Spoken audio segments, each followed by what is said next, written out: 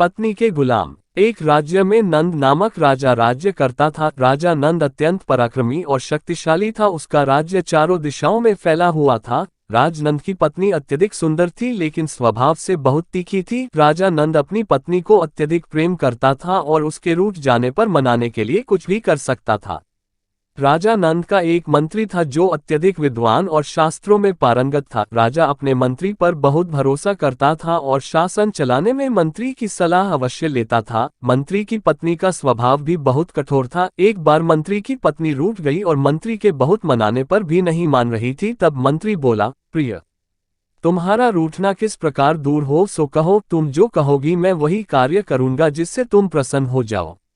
मंत्री की पत्नी बोली, मैं तभी मानूंगी जब तुम अपने बाल मुंडवा लो और मेरे पैरों में गिरकर मुझे मनाओ। मंत्री ने वैसा ही किया जैसा उसकी पत्नी बोली थी। मंत्री के ऐसा करने से वह खुश हो गई।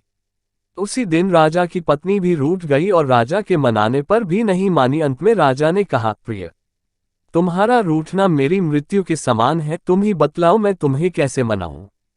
राजा की पत्नी बोली, मैं चाहती हूँ तुम्हारे मुंह में लगाम लगाकर तुम्हारे ऊपर बैठ जाऊं और तुम घोड़े की तरह हिनहिनाते दौड़ो।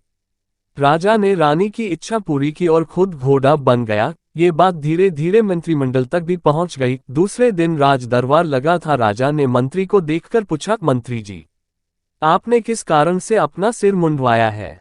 मंत्री ने जवाब दिया, महाराज, मैंने उसी कारण से सिर मुंडवाया है जिस कारण से पुरुष अपने मुंह में लगाम डालकर घोड़े की तरह हिनहिनाते हुए दौड़ लगाते हैं। ये बात सुनकर राजा बहुत लज्जित हुआ। शिक्षा, हमें अपनी मर्यादा के विरुद्ध ऐसे कार्य नहीं करने चाहिए जिससे लोगों के सामने शर्मिंदा होना पड़े।